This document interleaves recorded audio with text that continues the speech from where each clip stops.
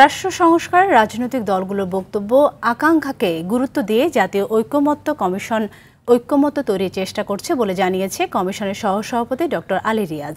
সকালে foreign service একাডেমিতে জাতীয় ঐকমত্য কমিশনের সাথে রাজনৈতিক দলগুলোর দ্বিতীয় পর্যায়ে 10ম দিনের আলোচনার সূচনায় তিনি এসব কথা বলেন।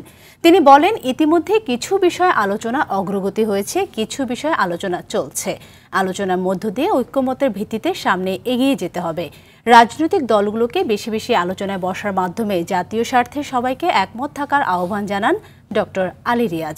আজকের বৈঠকের আলোচ্য সূচিগুলো হলো উপজেলা পর্যায়ে অধস্তন আদালতের সম্প্রসারণ, জরুরি অবস্থা ঘোষণা এবং নারী প্রতিনিধিত্ব।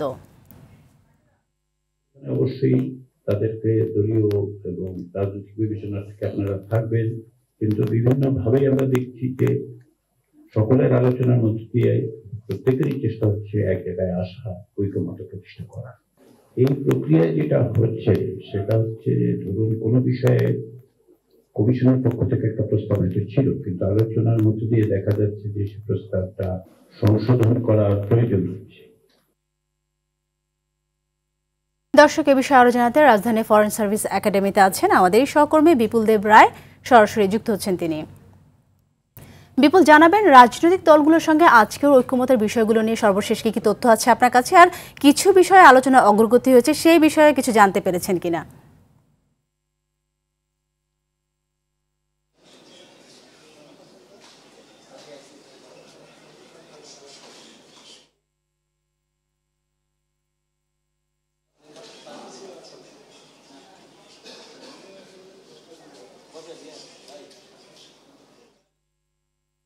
আপনি জানেন যে আজকে 11:30টার দিকে আজকের যে বৈঠকটি সেটি শুরু হয় এবং সেই বৈঠকে কিন্তু আজকে যে 3টি এজেন্ডা ছিল আপনারা জানেন, সেটি হচ্ছে আজকে যে উপজেলা পর্যায়ে যে আদালতগুলো রয়েছে সেগুলো সম্প্রসারণের বিষয় এবং নারী প্রতিনিধিত্ব এবং হচ্ছে জরুরি অবস্থা ঘোষণার যে বিষয়টি, সেটা আমরা এতটুকু জানতে পেরেছি। রাজনৈতিক দলগুলোর মধ্যে যে আলোচনা হয়েছে তার মধ্যে 2টি বিষয় নিয়ে আলোচনা হয়েছে। তার মধ্যে উপজেলা পর্যায়ে যে আদালতগুলো রয়েছে সেগুলো সম্প্রসারণের বিষয়ে যে পরামর্শ দেওয়া হয়েছে রাজনৈতিক দলগুলো থেকে, এবং সেখানে সম্প্রসারণের ক্ষেত্রে তারা প্রায় একমত হয়েছেন এমনটা আমরা জানতে পেরেছি। অর্থাৎ এই আদালতটিকে সম্প্রসারণ করার জন্য এবং যুগোপযোগী করার জন্য আইনগুলোর যে সংস্কারের যে প্রয়োজন রয়েছে সেটা তারা একমত হয়েছেন। বিশেষ করে বিএনপি, জামায়াত এবং এনসিপি সহ যে রাজনৈতিক দলগুলো রয়েছে সবাই কিন্তু একমত হয়েছে এমনটা আমরা জানতে পেরেছি। সেই সাথে বিভিন্ন রাজনৈতিক দলগুলোর পক্ষ থেকে আবার পরামর্শ দেওয়া হয়েছে। সেই পরামর্শগুলো নিয়ে এখন আলোচনা হয়নি।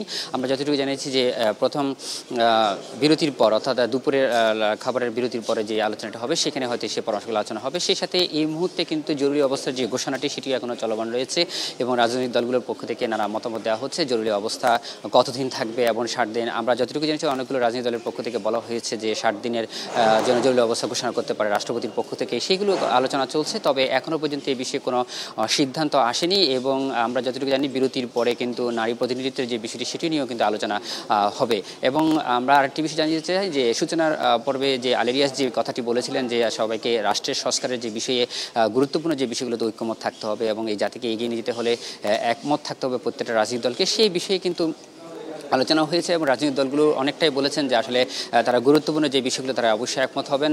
তবে মত এবং দ্বিমতের মধ্যেই কিন্তু আজকের যে আলোচনা সভাটি সেটা চলছে এবং সর্বশেষ যে বিরতির পরে তারা যে একটা আনুষ্ঠানিক যে ব্রিফিং করবে সেক্ষেত্রে আমরা জানতে পারবো যে আসলে কী বিষয় নিয়ে সিদ্ধান্ত গ্রহণ করা হয়েছে সেটা আসলে জানা যাবে। তো সাথে এই ছিল আমার কাছে সর্বশেষ তথ্য। অসংখ্য ধন্যবাদ আপনাকে।